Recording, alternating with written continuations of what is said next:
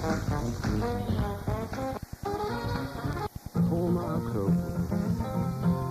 Got so many cold, got so far to go.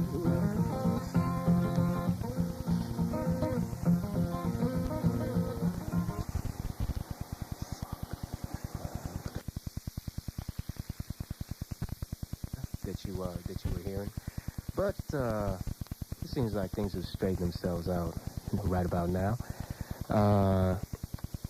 We have on the line with us brother Mutulu Shakur who is currently being held in Lompoc prison. Let me tell you something about brother Mutulu Shakur. Brother Mutulu Shakur is a doctor of acupuncture. As an acupuncturist and healthcare worker, Brother Shakur worked from 1971 to 78 for the Lincoln Hospital Detoxification Program in the Bronx, in New York. And then, from 1978 to 1982, Dr. Shakur was the co-founder and co-director of the Black Acupuncture Advisory Association of North America, and also known as BANA, and the Harlem Institute of Acupuncture. At the Lincoln Detox Center, Dr. Shakur led a program which used acupuncture to assist in the detoxification of thousands of drug addicts. The Lincoln Detox Program was recognized as the largest and most effective of its kind by the National Institute of Drug Abuse, the National Acupuncture Research Society, and the World Academic Society of Acupuncture. Further, at BANA, Dr. Shakur continued his remarkable work against drug addiction. He also treated and/or supervised the treatment of thousands of elderly and poor patients who otherwise would have received no treatment of this kind. Patients were able to receive quality health care at reasonable prices. Moreover, the clinic at BANA served on a regular basis many community leaders, political activists, lawyers, doctors with various international dignitaries. At BANA, Dr. Shakur and his co-founder, Dr. Richard Delaney, trained over 100 students in the medical sciences of acupuncture. Some of the trainees at the Harlem Institute of Acupuncture were already medical doctors, licensed by various states in the United States. Also in the late 1970s, just to tell you a little bit about this brother's proficiency in his field, Dr. Shakur traveled with Dr. Mario Wexu, Director of Education at the International Association of Traditional Chinese Acupuncture in Montreal, to the People's Republic of China, where he observed and studied acupuncture applied as the primary form of medical care. We're not just talking about someone who, dibbles and dabbles in his field, but he's done some serious research, you know what I'm saying? Brother Shakur also worked with the Revolutionary Action Movement, RAM, in his early years. This was a revolutionary black nationalist organization which struggled for black self-determination and socialist change in America. Brother Dr. Shakur has furthermore been a dedicated worker and champion in the struggle against political imprisonment and political convictions of black activists in America. He has also been a leader in the struggle against the illegal United States and local American law enforcement programs designed to destroy the black movement in America, and has worked to expose and stop the secret American war against this black colony. Brother Shakur served on the committee to defend Herman Ferguson, a leading black political activist and educator charged with conspiracy in the Ram conspiracy case of the 1960s. Dr. Shakur was a member of the National Committee to Free Political Prisoners. He has worked to legally defend and support political prisoners and prisoners of war like Mario Obedelli, PhD, and the RNA-11, Reverend Ben Chavis, and the Wilmington Tins, Ronald Pratt of the Black Panther Party, Assata Shakur of the Black Liberation Army, Sundiata Kohli also of the Black Liberation Army. He contributed to the development of a petition to the United Nations by the National Conference of Black Lawyers and others. As a matter of fact, that petition is now documented in the book Illusions of Justice by Lennox Hines. He has also worked with the National Conference of Black Lawyers in developing defense committees for numerous political prisoners and prisoners of war. In addition, and I'm running out of breath with this brother's accomplishments, Brother Shakur was most importantly a co-founder and director of the National Task Force for COINTELPRO Litigation and Research, which investigated, exposed, and instigated suits against the FBI and other American law agencies for criminal acts, domestic spying, dirty tricks, repression, and counterinsurgency warfare maneuvers against the new African independence struggle and others struggling against oppression in America. Now, having given you this amazing biography, One thing I do have to say before I begin this program is that everything that you hear on this show is not necessarily, you may be surprised to know, not necessarily the opinion of the University of Chicago, or the University of Chicago's Board of Trustees. But having said that, I would like to bring on the air Brother Shakur. Brother Shakur, are you with us? Hello?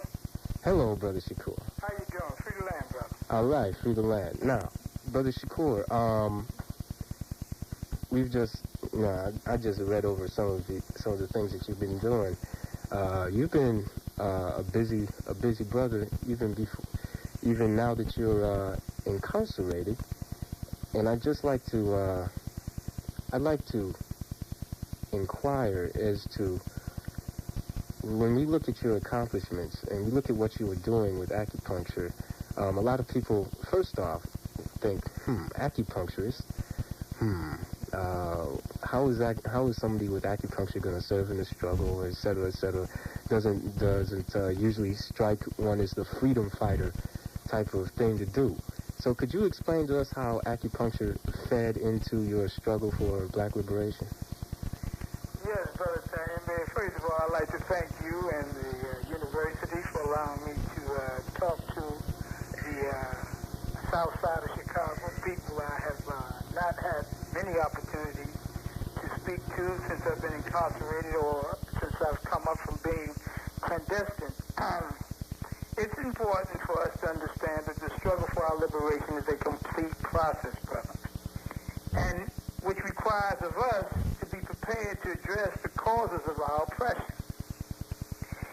From that context, I have to say that in the 60s, we had the pleasure of feeling like we were going to be free in 73, you know? That used to be a slogan we would say. Yeah. And as the upheavals and the outrage and the rebellion of the 60s was waged, and the struggle between intellectual participation in the movement and the grassroots organizing of the movement began to formulate two lines of the approach to the struggle, some of us were caught in the period of looking at the community being attacked by chemical warfare. Right. And chemical warfare began to change the shape and the attitude of the brothers and sisters who participated in the, what we call then, the revolution. Whether it be the civil rights aspect of integrating into or assimilating into America, or whether it be the revolutionary nationalist aspect of fighting for, in that context and in that period, self-determination and or liberation by nationhood. Mm-hmm. So from that point of view, the ability to fight chemical warfare was a significant contribution that many organizations gave to the liberation movement, because it was at least a physical participation in fighting the ills that the community could still come to the liberation movement for assistance. For example, the Nation of Islam was very instrumental in fighting drug heroin addiction by having homes and clean up houses and sweat out houses all around the country where they could take members of the community who were addicted to drugs and help them cold turkey. So a lot of the nationalist formations and the grassroots formations began to do the same thing. A lot of brothers coming out of the penitentiary, because the penitentiary movement was important. Ex-cons was not what it was today. An ex-con was an individual who gave character, who established a code of conduct in the community. So they began to set up houses, cold turkey houses and the like, to help deal with the problem of drug addiction. So from the mid-60s to the 70s, the ability to fight heroin and other addictions that was being pushed in our community, that ability to do that with the assistance of the liberation formations and organizations became an important material aid to the community. In view of that, in New York in particular, and nationally, the National Drug Abuse Conference and Richard Nixon with Rockefeller implemented into the black community an experiment that they had been a drug that they had been experimenting on for a long period of time in Kentucky, which they had a Lexington, Kentucky experiment program. They implemented what they call a methadone maintenance intervention program. Now, methadone maintenance is a drug that was used allegedly, theoretically, to get a person off of heroin but onto methadone, monitored by methadone clinics. And allegedly, its intentions was to detoxify a person addicted to chemical warfare off the methadone. We've seen that as a clear process of taking from the revolutionary movements and the grassroots movements an ability to stay in touch with the community and to render aid and an ability and a setting for a person to demonstrate their love for their brother and sister by spending time working with that brother and sister through that terrible period of cold turkey. Well, it sounds like we need some of that out here today with all this crack out here, you know? But this is why the methadone maintenance move was a significant move. What happened is Rockefeller, the history of methadone is a very interesting one. I don't know how much time we have, and I'm going to try to cut it short. Okay. But the methadone maintenance came into the community as a requirement for age-dependent children, a requirement if you wanted to get on welfare, a requirement for parole, and requirement for probation. It was called the Rockefeller Program in New York. At the time that Jimmy Carter was governor of Atlanta, under him worked a man named Peter Bourne. Peter Bourne was the National Drug Abuse Council coordinator for Richard Nixon. They brought methadone into the community. In New York City, 60% of the illegal drugs on the streets during the early 70s was methadone. So we could not blame drug addiction at that time on Turkey or Afghanistan or the rest of that triangle. Or the United States government. It was coming in through Eli Lilly and the Brinks trucks that was delivering the drugs to the various methadone clinics around the country. And instead of people being detoxified off of methadone, they were being increased in dosages. So acupuncture, in the hands of revolutionary thinking Puerto Rican, black, progressive white people, was an intervention that the government was not willing to accept at the time because it attacked and exposed the intention of the government to impose a chemical warfare on a certain segment of the community. And it exposed the fact that the government wanted to control the flow of drugs into the community. So our ability to get involved with acupuncture and to learn it from a very fundamental basis was an important contribution to that struggle. Yeah. So we became victims of counterintelligence, not in the classical sense of based upon the Hoover document of stopping the rise of the Black Messiah or stopping the development of black nationalist hate groups that famous 67 document. We became targets because we were intervening into the chemical war process here to then was being dealt with by illegal drugs and was being moved into the phase of legal drugs. Now that was when you were starting to get active with the Lincoln Detox program, and could you tell us about some of the development that happened there and the development of Bonner? Okay. The Lincoln Detox program was started by the Black Panther Party and the Young Lords Party and a white group called White Lightning. This group began to take over aspects of Lincoln Hospital in order to provide space and a treatment care So, Yeah, we're still here. for people... Are you done with your call? No. Hello? Hello?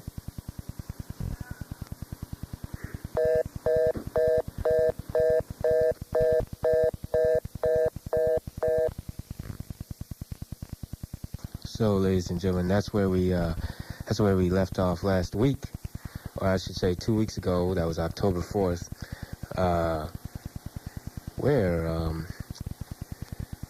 where there was just a interruption by the prison telephone operator, and well, you know, as they say, the struggle must continue, and so we're going to continue on with Brother Mutulu. So, welcoming you back to WHBK. Welcome back, Brother Mutulu. Free land, brother. All right. So it's good to have you back. Yeah, well, it's all, like you say, the struggle always continues. You know, we just have to be prepared for the unexpected. It's our ability to handle the strain that'll allow for us to win anyway, you know? Right. Okay, so now you had been talking about 2 weeks ago. You were talking about the influx of drugs into the country and into the African community, the new African community, and I was wondering if you could pick up the pieces from where you were 2 weeks ago. Yeah. Hello. Yes. Okay. I hear someone messing with the phone, so bear with me. Okay. This here conversation has been approved by the warden and the captain. Okay. So I should be able to continue the conversation. All right. I sure hope so. Okay. I was trying to illustrate how the liberation movements and the civil rights movement and the black... Can you speak up a little, brother? Hello? Can you speak up a little? Sure. I was trying to illustrate how the civil rights movement and the black nationalist movement was very fundamental to us in the early 60s, late, mid-60s and 70s. And that one of the ways that the organizations become fundamental, respected, and appreciated from the masses is that we as organizational members or organization forms provide some type of material aid to the ills of our community and to the needs of our community. And so the drug program in Lincoln Hospital that was developed, as I said before, by the Black Panther Party, Young Lords Party, and another formation called White Lightning of ex-drug victims. This became a center for revolutionary political change in the methodology and treatment modality of drug addiction, because the method was not only quote, medical, but it was also political. And I think that was the continuing from the independent basis that the various formations had prior to the 70s. Various organizations, as I mentioned, the Nation of Islam, the RAM and SNCC, and other formations dealing with the problem themselves.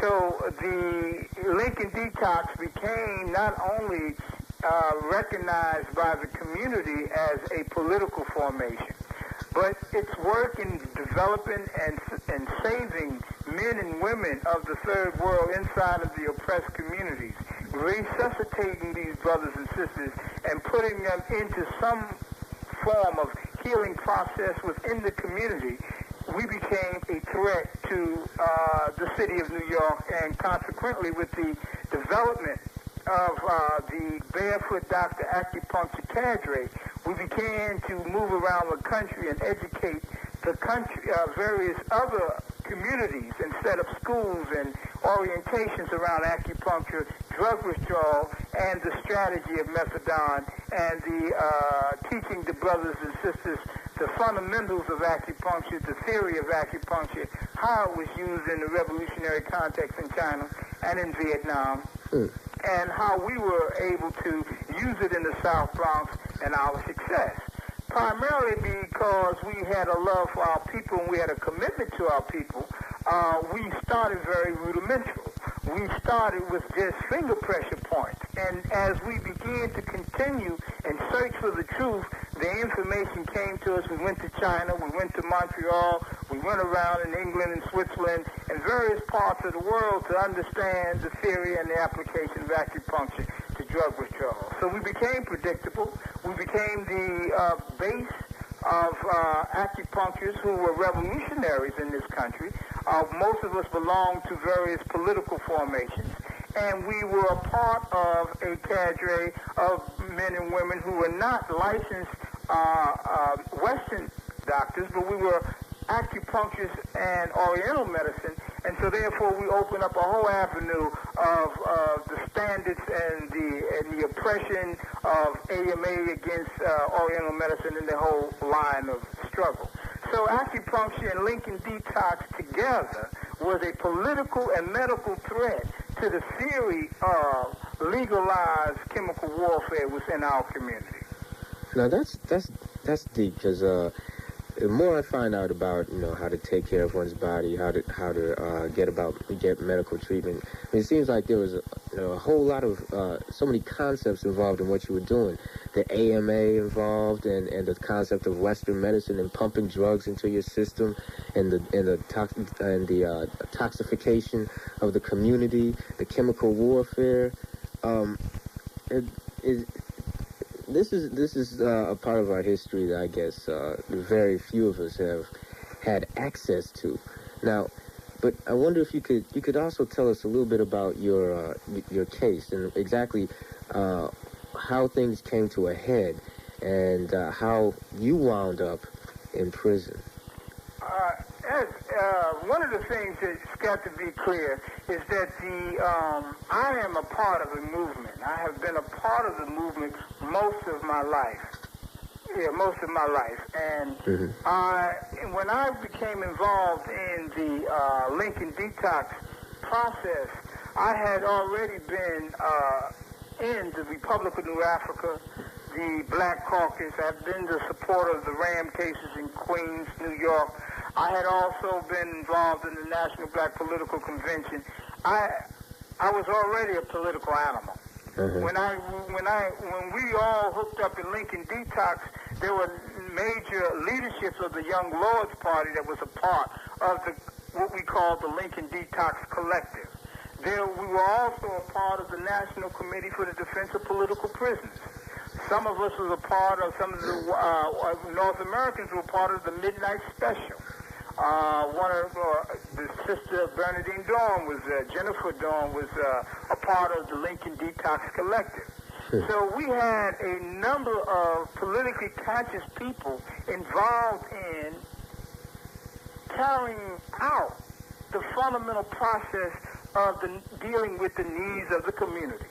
You follow me? And seeing what that there was too powerful of a access, too powerful access for the revolutionary community to have, especially as we were moving into 1973 and the oil embargo and third world nations emerging around the world, revolutionary struggle, or anti-imperialist struggle for national identity that was happening all over the world. The concept of self-determination within the minimum context of community control and control of one's own health was too much of a significant barometer for our community to see the potential of freedom, the potential of self-determination. So we became a target. So it sounds like you're talking about a whole type of medical wing of the liberation movement, almost like the various collectives that you were talking about. And I know here in Chicago they had a brother who was involved with starting up a health clinic, etc. A whole new concept of medicine, medical care, and how care should be provided. It really, the principle of providing medical care wasn't new, because if you remember, the Black Panther Party publicized people's health clinics. Right. They publicized it from the 60s to the early 70s. So, but, I mean, and the media publicized it. Other formations in the New Libyan movement in Cleveland and various nationalist formations in New York and Chicago and Midwest and South were doing certain type of health care. In the voter registration campaign, they were doing certain things. Mm-hmm. But the significant part about this is that we had also caught them red-handedly providing a chemical addiction to a people that they alleged was trying to detoxify, to clean up the drugs. So it wasn't only that we were providing medical care, we were providing medical care and exposing chemical warfare. We were not only providing medical care and exposing chemical warfare, we were challenging Western Occidental medicine to Eastern medicine and natural healing. So all the fads and the health food stores and all of the reflexology clinics and all of these things that are allowed to function today would not exist if revolutionary men and women did not fight tooth and nail to spread the possibilities of another form of healthcare system to the third world grassroots community. Mm-hmm. And as you were saying before, a lot of us are familiar somewhat with the history of the FBI, the CIA, COINTELPRO operations, and the various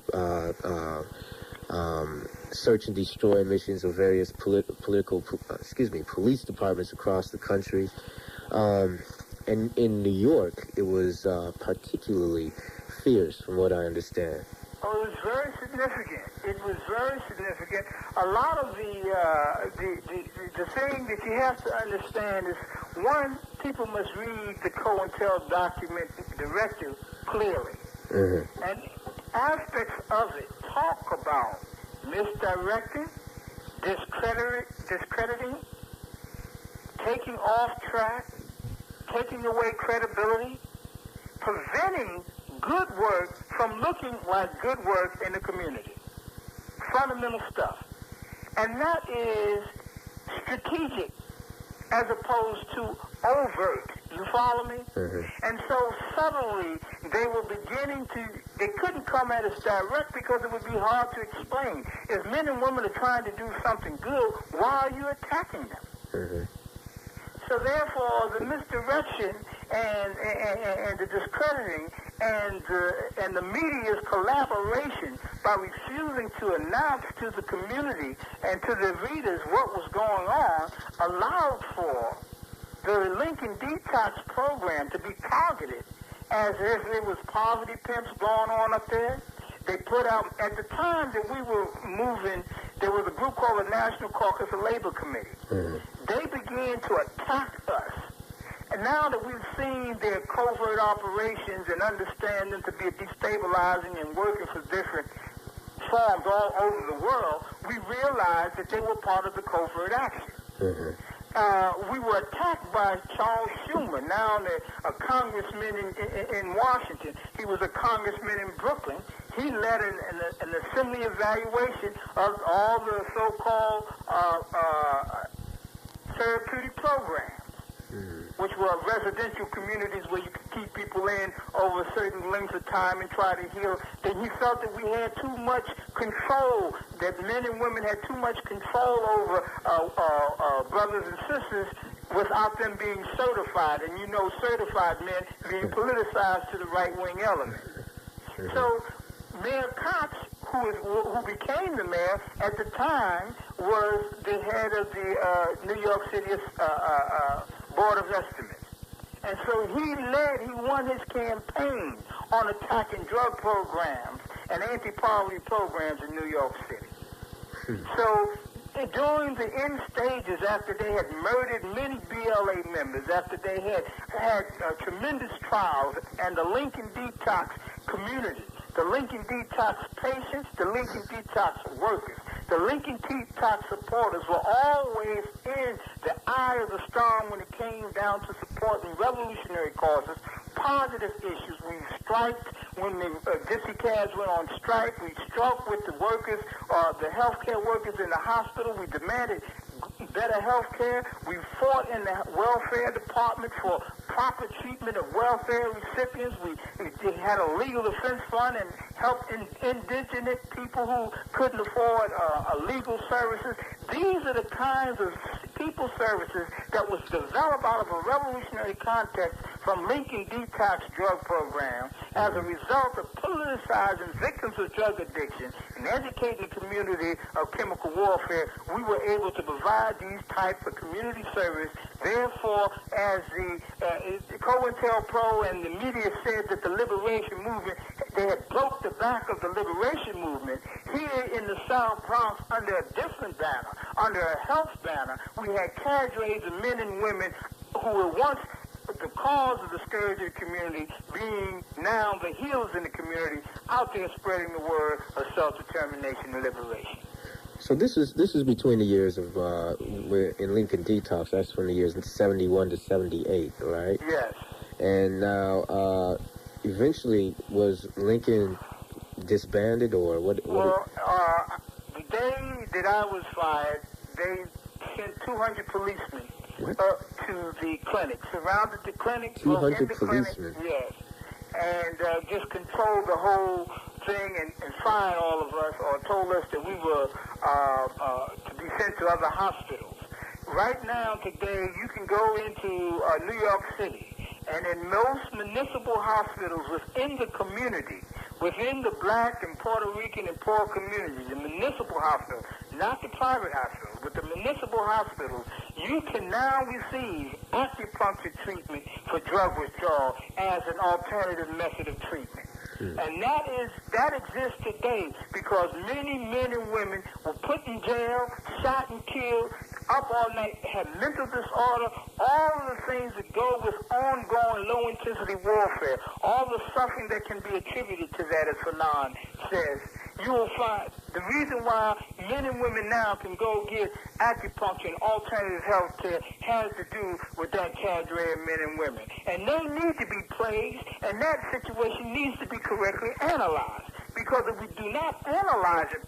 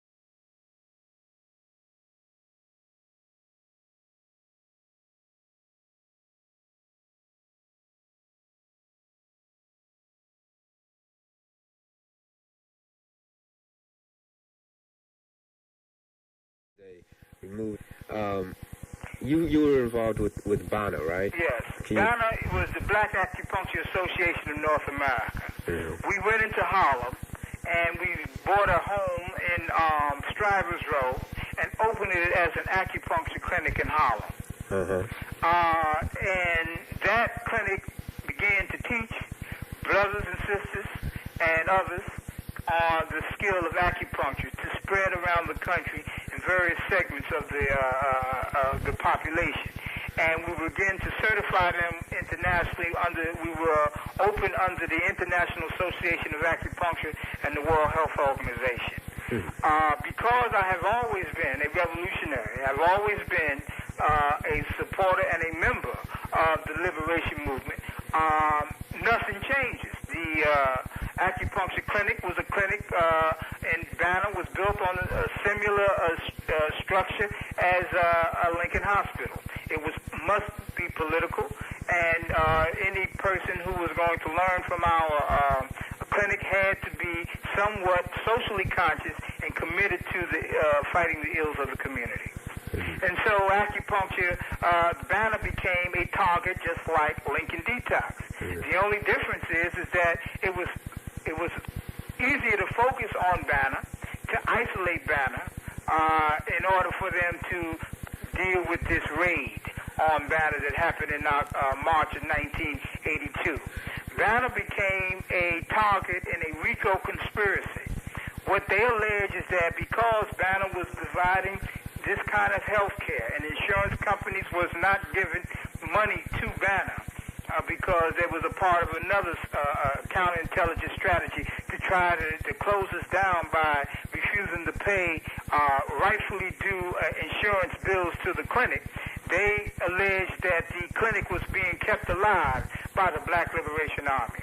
And they alleged that the Black Liberation Army was robbing armored trucks in order to keep the acupuncture clinic alive, as well as other organizations and facilities in the Black nation. And so I became a target of an investigation. In March 20th, I was indicted for the liberation of Assata Shakur because I was her legal assistant in many of her cases all during the 70s. They targeted me with her liberation. I was targeted as part of the liberation of other freedom fighters, and as well as the expropriation of 9 or 10 armored trucks during the course of 76 to 81. So I went underground in 1981. I knew I was a target. Mutulu Shakur was murdered. A great revolutionary by the name of Shakur Family, who had been a part of the Panther 21 case, who had been a childhood friend of mine, who was the leader of the Black Panther Party, who went to Algiers and opened up the international section, was captured at the time Mutulu was murdered, and he was on trial. He was indicted for being one of the leaders of the clandestine formation of the Black Liberation Army, New African Freedom Fighters. Many other brothers and sisters, Kwesi Balagoon, Chewy Ferguson-El, Assata Shakur, Nahande Dibidoon, great sister who was a part of the above ground structure, who is still underground, who is still being hunted by the law, the FBI, the CIA, Interpol. She was a sister who helped start BANA on 139th Street between 7th and 8th Avenue in Harlem. She was a great sister. She was a part of the Republican New Africa's cadre and was one of the first organizers of the New African People's Organization. Many people know of Assata Shakur, and they should, but there are many. There's another sister named Nahanda Dibidoon that they have been hunting and trying to catch ever since we went underground. And she's a great comrade, a great sister, and our sisters need to know about her. She was a very important contributor to the development of acupuncture and drug withdrawal in the Black community, the New African community. So we felt the wrath of COINTELPRO.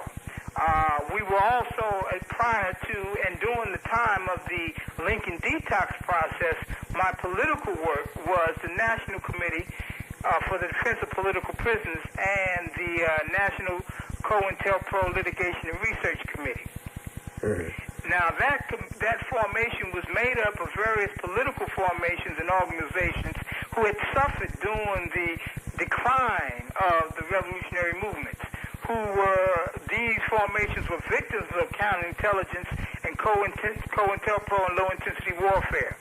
We came together to try to find out why we, of political formations such as the African People's Party, the Republic of New Africa, All African People's Revolutionary Party, the black segments of the Black Panther Party, segments of the House of Umoja, how come we could not sit down and unite and further the struggle for human rights of New African people in America and for socialist development of our struggle? And that discussion and those people coming together made us realize that we had not thoroughly understood and accepted low-intensity warfare and counterintelligence in relationships to the ideological struggles that we were having, so-called petty contradictions between ourselves. And so that committee became the National Committee for the COINTELPRO Litigation and Research. And what we did was begin to go out and look at issues that were dividing us. Excuse me, brother. Give us an idea of what time period you're talking about right now. Now we're talking between 73 and 77. Okay, I just wanted to get that. Right. We're talking about after Stanley Shakur was captured, and Zaid Malik was killed, and Shakur was killed, and Sundiata Acoli was captured. Okay. Okay, because between 70 and 73, there was complete assassination of BLA members. There was assassination of potential organizers within above-ground formation. There was also false charges and modern sorcery all over the country. Men and women were falling to all kinds of various situations. Now, this happened somewhat different than the 67 to, let's say 66, because we have to put in Ahmed Evans and what happened in Cleveland. From the 66 to the 70 period, where the consensus of the police and the FBI and the white community was that direct attacks against visible fronts of the Black Liberation Movement was legal and proper. You follow me? Yeah. So that many organizations who had storefronts, who were providing various care and office open to the community, will be militarily attacked. You follow me? Yeah. And those attacks began to kill the momentum of the visibility of liberation formations within the community. So after they confronted us in that fashion, from 70 to 71, the low-intensity hunt and destroy methods was the second phase of COINTEL. And us killing each other. I mean, I think a lot of people in the audience wonder what low-intensity warfare is, but in terms of clearing it up, it's the same tactics that the United States government used against Chile, used against El Salvador, and uses around the world to destabilize governments and in here in the United States to destabilize the African community, the Native American communities, the Puerto Rican, the island of Puerto Rico, etc., etc., etc. And it's nothing spooky about it. Exactly. I think a lot of times we put titles on things to cut the explanation, and where we need to put the explanation, make the explanation more clear. Low-intensity warfare is very simply put, is to play on the weaknesses and uncovered flanks of organizations that are a threat, or formations that are a threat to the powers to be or to your adversary. As it relates to us and the United States government and military government, we, the liberation movements, were infiltrated with agents. Money was stolen, and we began to accuse each other. Work that we were doing to educate and propagate to the community was being subverted and converted because we did not control the media process. Our own egos was being used against us very fundamentally. Your mail was being stolen when you expected the mail to come from this, that, or the other. Shoestring budgets was being stretched to the limit so that we would fail to make certain deadlines. So we began to feel inconsistent, impotent, incompetent, and we felt that the things were falling apart. So our morale began to weaken. And so with a weak morale and a vicious military attack, an assassination of a key leader, or a car accident driving them off the road, or an addiction of a supporter or something, anything that can break down the fundamental structure and the spirit of a formation is low-intensity warfare, where you're being attacked every day, but it's not the clear lines that you anticipate. And it's not haphazard attack. It's a very fundamental, thought-out, programmatic attack at the weaknesses that have been reported by the agent to the superior. Okay, now, and you experienced a lot of that, as you were just saying, in Bana and in the detox, the Lincoln detox. And as a matter of fact, one of your fellow doctors was killed or died on the scene? Or? Well, Lincoln detox was a hotbed for COINTELPRO. During the time from 71, 70 to 77, we suffered at least 3 or 4 assassinations. The most notable assassination, if you remember, we were talking about the fact that we had we were unlicensed in Western medicine, but licensed in Eastern medicine. Yes. Well, during the time that we were licensed in Eastern medicine and practicing acupuncture, the only way that we were able to maintain and continue was that we had a Western doctor to support the work program. He was the sign-off person. Okay. This person was not necessarily have to be an acupuncturist. Matter of fact, they preferred he not be, or she not be. And during the course from 70 to 73, initially it was a man by the name of Frank. One was Steve Levine, was the first doctor at Lincoln Hospital, but he was not an acupuncturist. A man by the name of Frank Apfel, MD, was one of the first Western medicine doctors working with the cadre. We evolved the acupuncture collectively together. He left, and there was a man by the name of, his name was Richard Taft. Now, Richard Taft was the grandson of President Taft, or the great-grandson of President Taft. When Franklin Apfel left, Richard Taft was the resident doctor okaying the Eastern treatment modality. You follow me? Yes. And so, therefore, he was essential to us in terms of continuing treatment.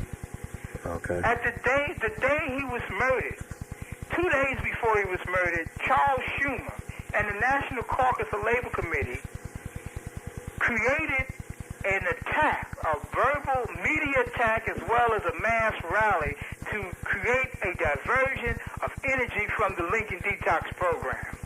The day he was killed, the night he was killed, they had just attacked our clinic physically.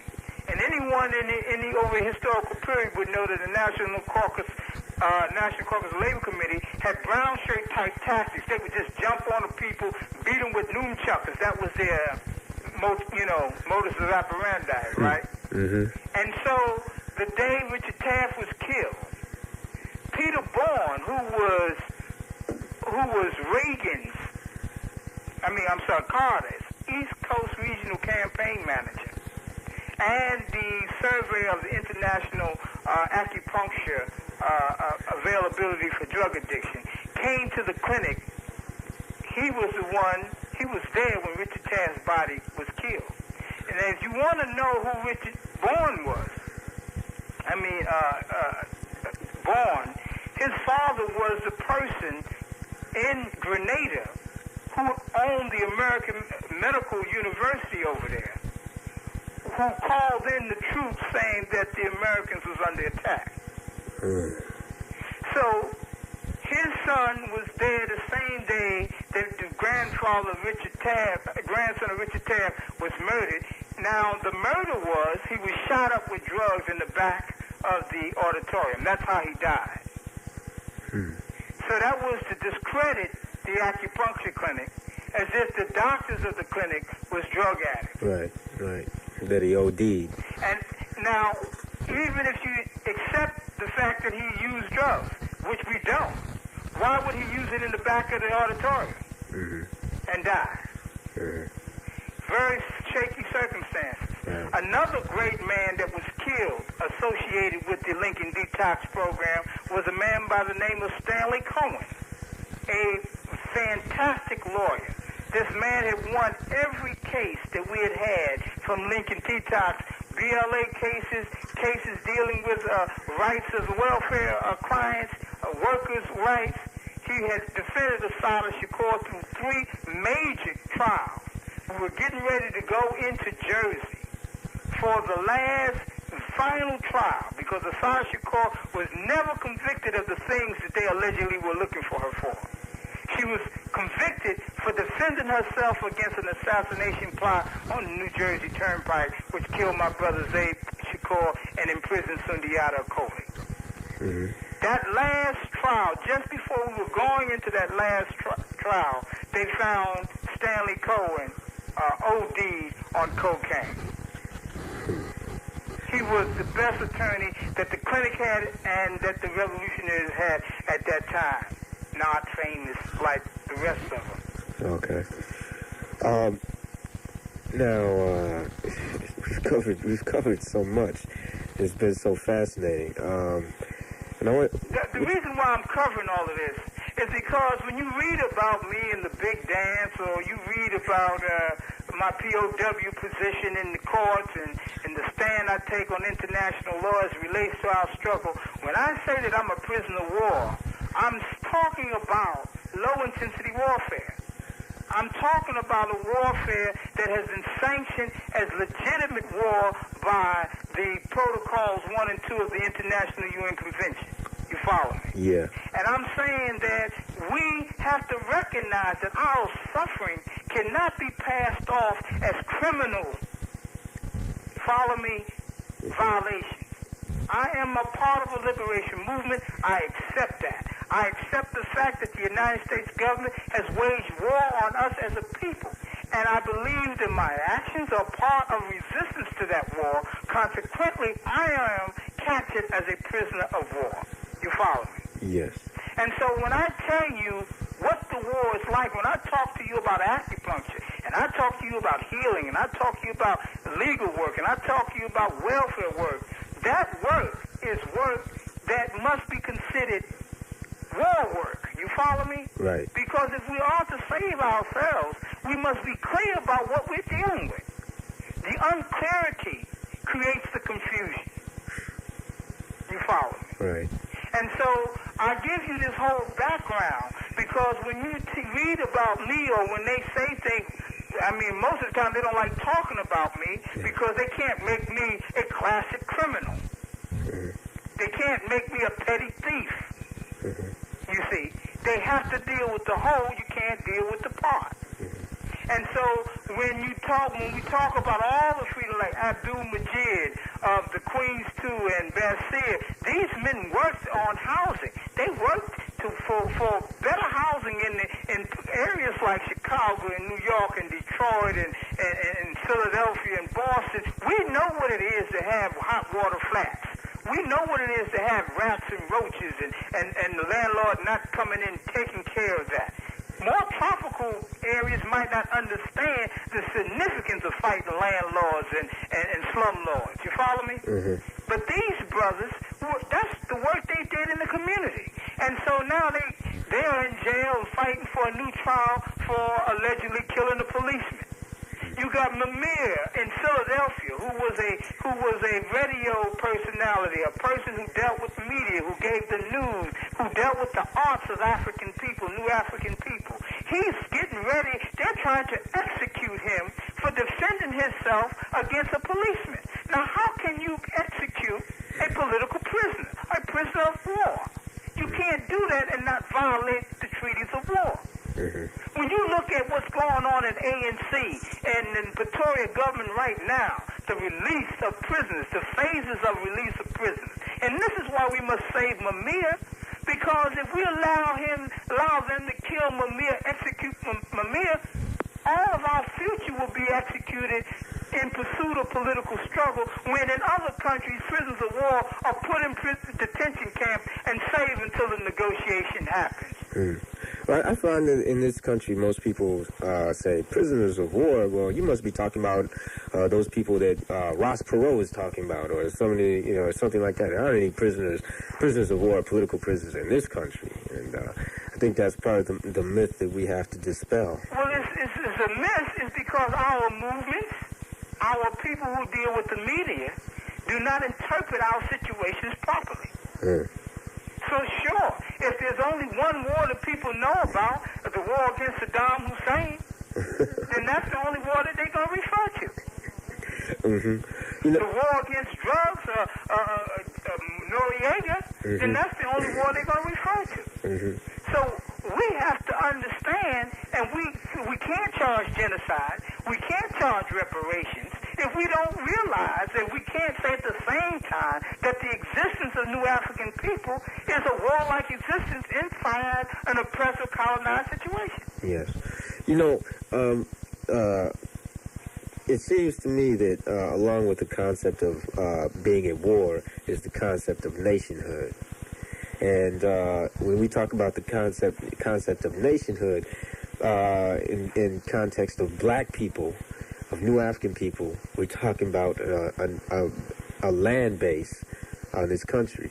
And I wonder if you would tell us, if you could just elaborate for me, how through your struggle you came to become a New African. I mean, what compelled you? What were the things that compelled you to identify yourself as such? Let me just say this. You can't put the cart before the horse. Okay. Right? Yeah. The issue is, are we at a state of conflict? If we're at a state of conflict, what is going to be the solution? Okay. You have to first accept there's a conflict. If you don't accept there's a conflict, then you can't fathom a separate nation. And if you do, it's egotistical. Well, I want my own. It's without basis.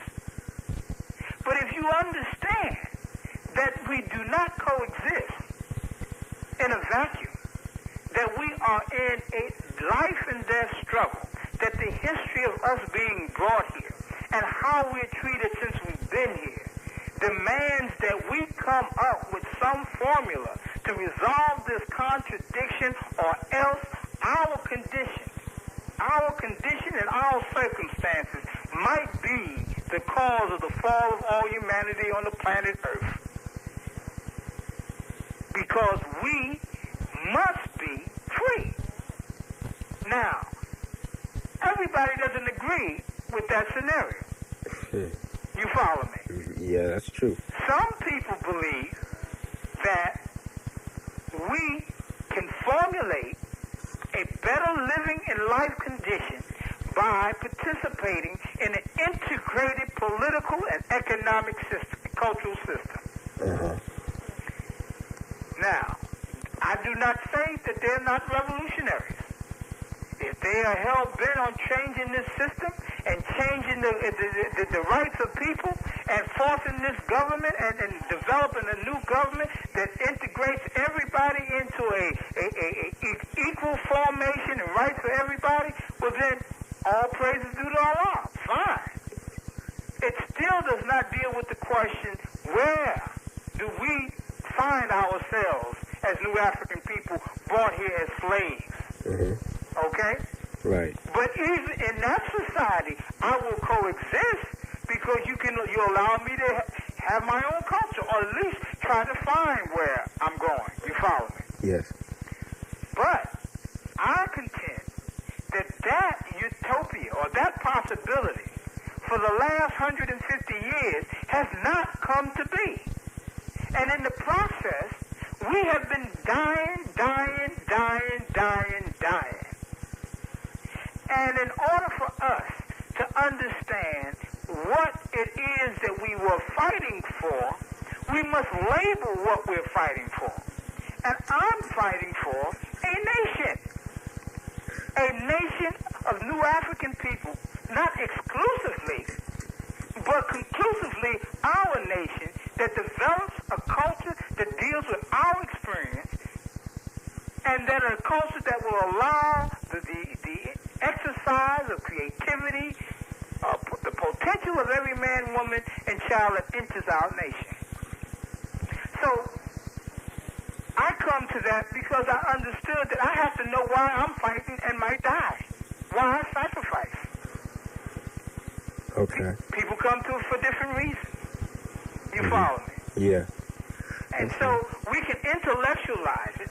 We can talk about what Malcolm talked about, that all struggle is fought for land.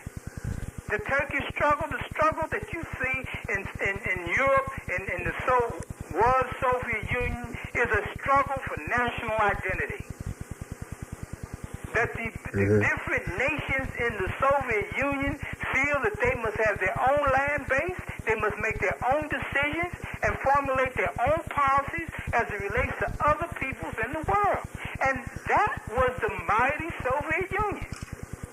So are you saying that that is not possible in America? And if it is possible, it's going to be a war of Armageddon? Well, I might agree with you.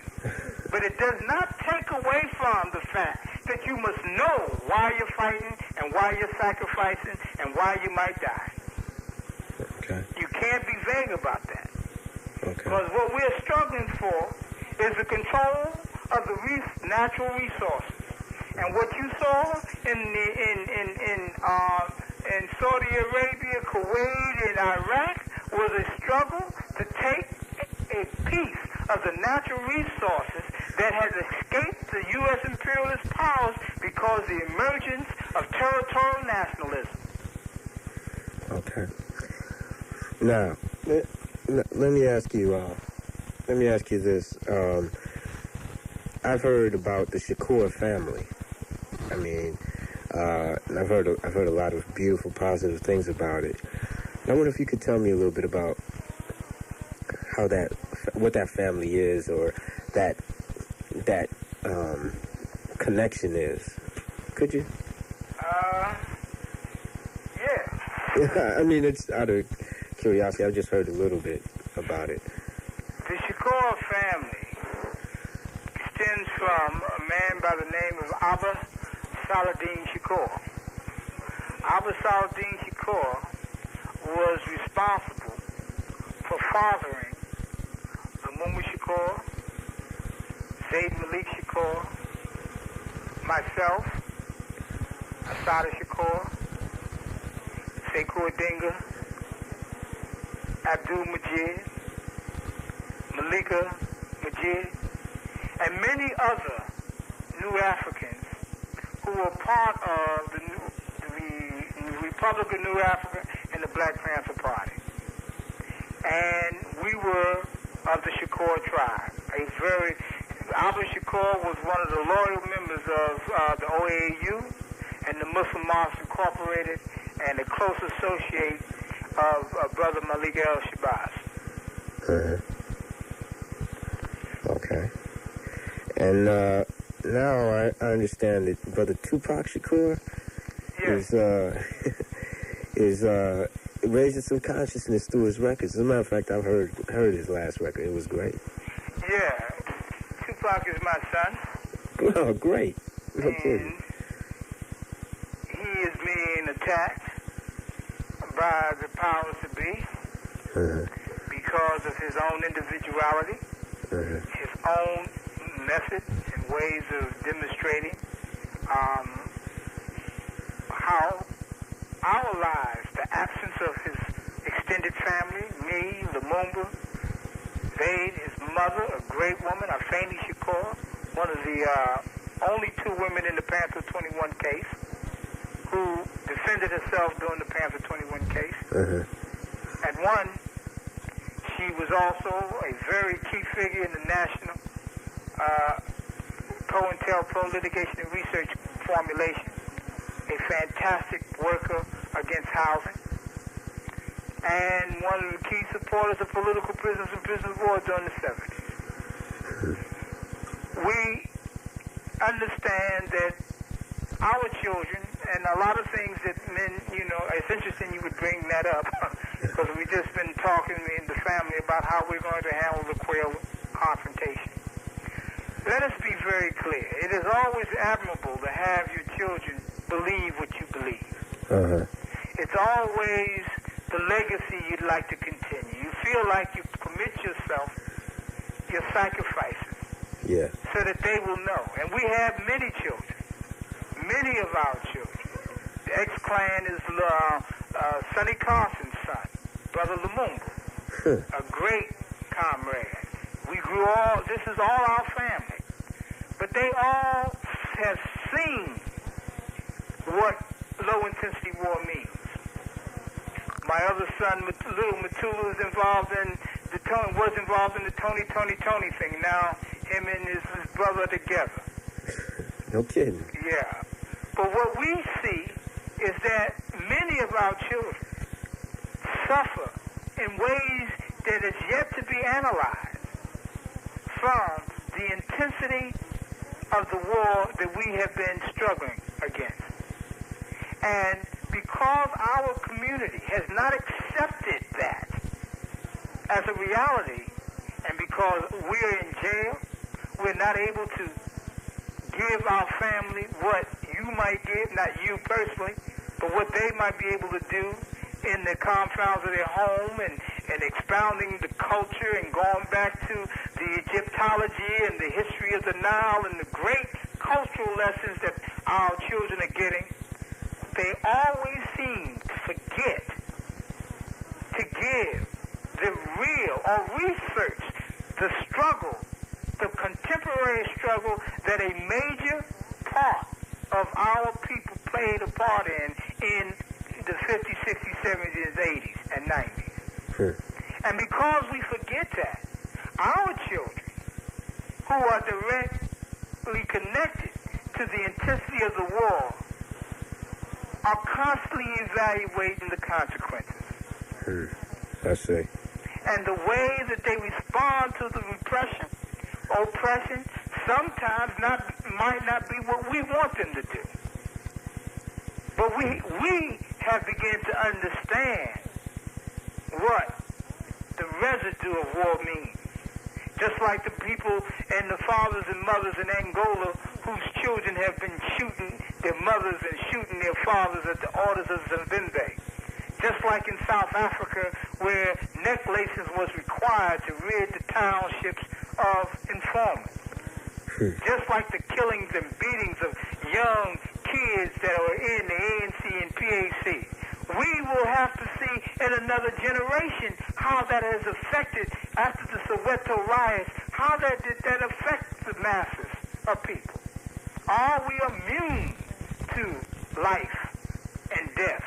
Does that mean we lose our passion for living? Is that why we see the killing of old ladies and the drive-by shootings of innocent children and the lyrics, you know, explaining phenomena heretofore not connected to the principles of our community? We must make that analysis. And when you make that analysis, I think that the audience will agree that we have a serious problem, and you cannot call it genetic, like they're trying to evaluate our children and say that we're violence-prone. And if we allow that, you're going to allow the gas chambers. Right.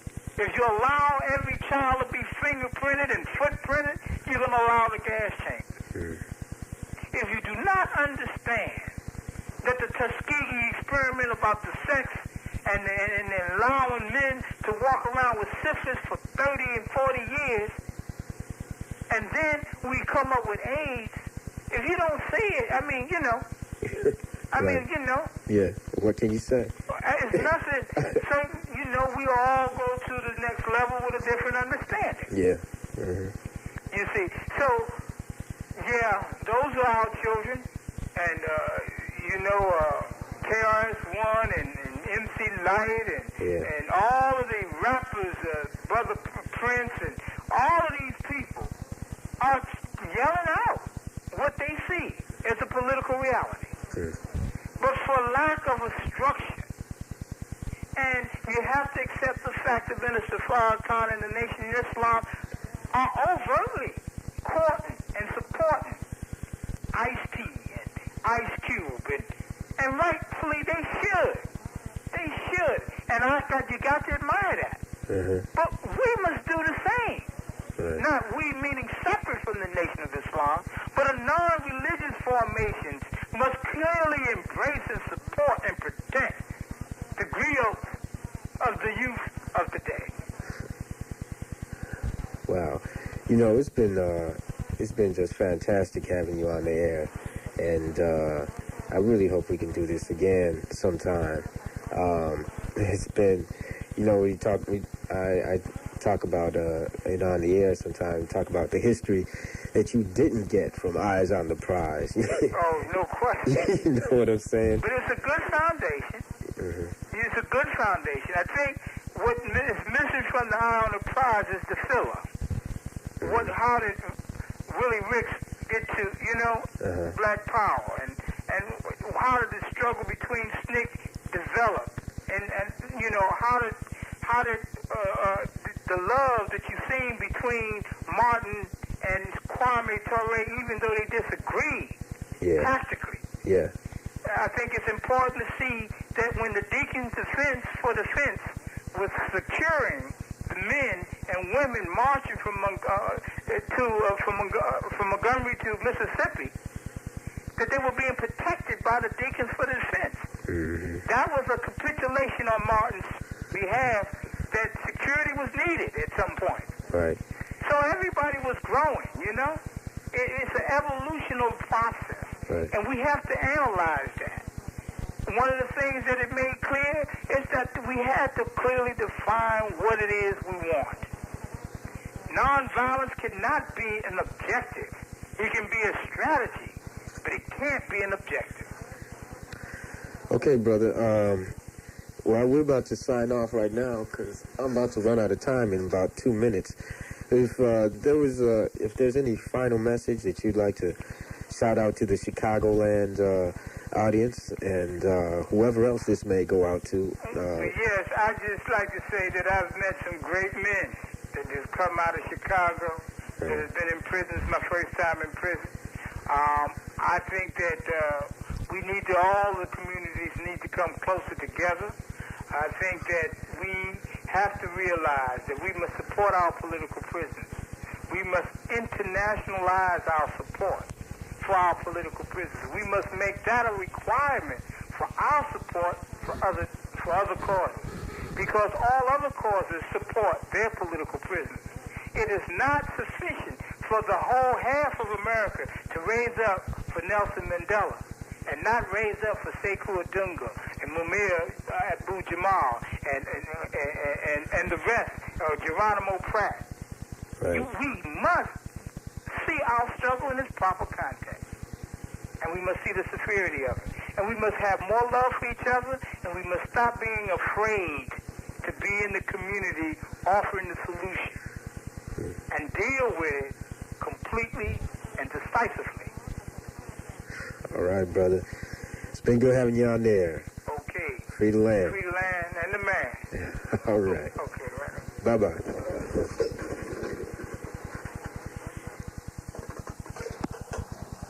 All right, brothers and sisters. That was sure inspirational. Man, some type of history, huh? I'm going to be clearing the airways here now for Sister Chris. She's about to come in the studio and do what she does best. You got her on a new time slot now, right? Yeah. That's right. We land.